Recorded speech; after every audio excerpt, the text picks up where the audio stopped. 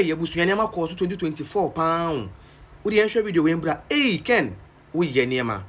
In fact, ye Juma etia MPP. I am no can no vote for. Sure. After see Bawumia-no.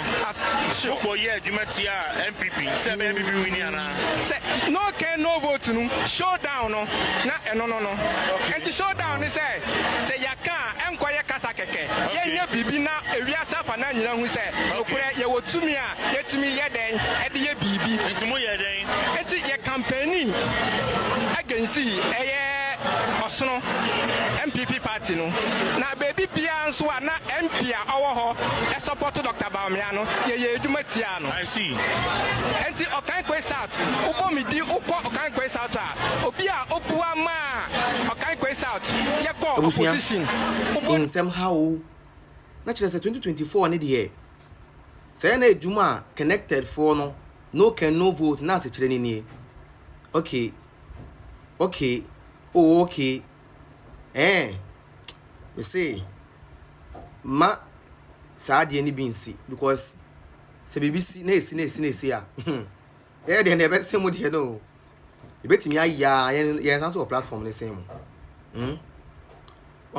These people, omi na ma ka tell say ba na problem na so mo na manto. Mo work it ayen. Mo work o kan Queen South. E ma da kwa nu man lusu ne seat. Ati ase na ese nya candidate na yem pene mom no na mo ye adwuma de ti aye. Okay, ati ase why? Ati ase until Dr. Bawumia become the president on the ticket of the MPP, no one from the MPP will be the flag bearer and president on the ticket of the MPP. Fashion with him. Enti send so enta we abaye. If the unfortunate happens, na Dr. Bawumia lose na Kennedy Winia, you also work against Kennedy Agyapong. We work against yen free me also better me atete mo sa. Ebe mo bi munyan to boase ebe mo bi why one was at Dr. Bawumia picture we 2012 mutema na Dr. Bawumia mo na mo ye campaign some many people opposition me say Dr. Bawumia enye so ba join MPP na MPP wa power no ba join MPP benya bibi free mo from 2008 yet opposition sa to 2016 enye na papa yi account 2012 on mu wure mu ye campaign yen wini and this you are court 54 2016 some konam wure mu ho lectures ho ade ade de MPP ba power MPP benya 2 million benya contract e benya ministers and omo pray edu tumbe ye minister ba queen can I say Bill Gates or kwawu Brian Champon benya minister as if for swell mass e benya mu contract koda board chair no Ghana gas eda committee a omoda e kan sen ye security ano e wo parliament koda no nya ho contract emu energy contract doso promo $770 million 2023 MPP equal presidential primaries equal yi dobedi anim equal about Bawumia 61% plus Kennedy lose poto equal election na Kennedy nko fa sabotage yen me say your guy be prince or Kennedy nko fa no so your campaign man be 2023 campaign man no you lose you will lose you no Kennedy Agyapong lose you no ko join cheddar no ko campaign man cheddar and the top we no samba back to Kennedy na so campaign man Kennedy mo an kasa mo work it your party no am you lose we am say Bawumia na problem no tell the infanin change but 2012 2008 2016 time no campaign am MPP ba power ne de no nye problem 2020 time o campaign MPP esan win power no nye problem 2024 there on a problem no one kasa bibi hamo me say until Bawumia becomes the flag bearer of the MPP and become president of Ghana on the ticket of the MPP, there is no candidate. And I'm promising you today, in case the unfortunate happens and any other candidate aside Dr. Bawumia becomes the flag bearer, we will work against the MPP. I'm telling you.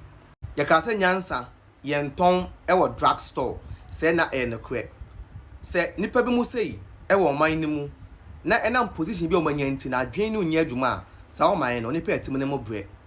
Kokama yenti a Ghanaians couldn't even eat 2 square meals during the MPP's tenure. Nidin Ede Daniel Kwesi Esiama, or your acting executive director at the Complementary Education Agency. During that MPP announced Ghanaians ain't me afford 2 square meal no. The government were able to feed a year teacher trainees 3 times a day. 3 times 1, 2, 3 and upper Iranian Yumbre. Government now work on. I will say now the 3 more day to the extent Ghanaians impont to me did 2 times a day no. Now ultimate feed teachers for 3 times a day. While buying phone and way out to me feed Ghanaians no. Also for the Ghanaians to me feed only 3 times a day no. Or say on to me and feed a year teacher trainees 3 times into once a day in the crano. Do an enamon count Kosuyan count.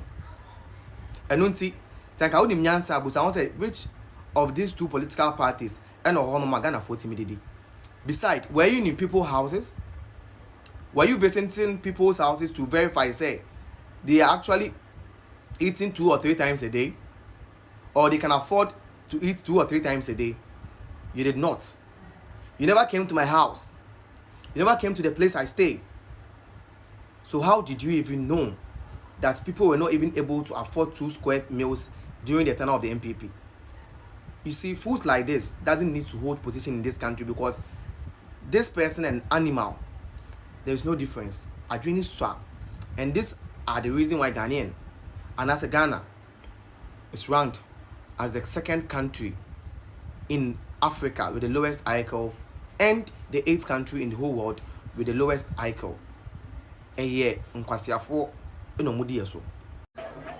We shall reintroduce automatic posting of teachers. And we shall scrap the teacher licensure exams.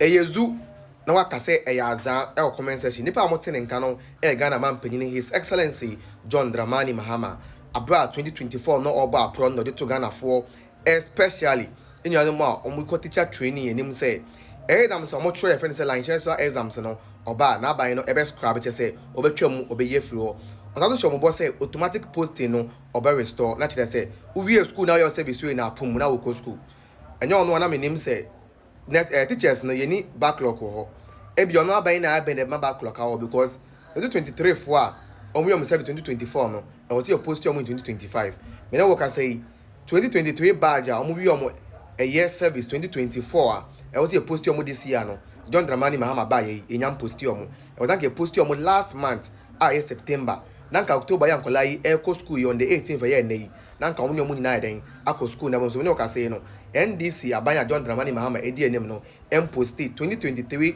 teachers are omu service 2024 say post yom this no yem post yom tatu mienu licensure exams no ade omu gu so chro isa do my say omu dia koka final exams a obetro ewo tertiary honom no eno nti sanka first no betro final exams na wi asa control licensure and you see and they have account and say 10 subject na otro some around betro 13 because exams no 3 subject fan say 3 subject a become betro 13 eno nti licensure exams no gu so honom a omu so omu chro a NDC aban no entwemu eno nti boss John Dramani Mahama Ghana man panini e de Ghana for so oba restore automatic posting na for trial and search exams nim no ya ade a wantimi anya eno nso ye ntro ba ko track Ghana for 2023 batch a was like a post omu this year no John Dramani Mahama entimi post omu go so etifie ye twen so be post so me kasa me sister panini e kan ye 2023 batch was a post omu this year no na so no be pemede ye nya financial clearance e mo e ma ye post omu NDC yaban a John Dramani Mahama die nem no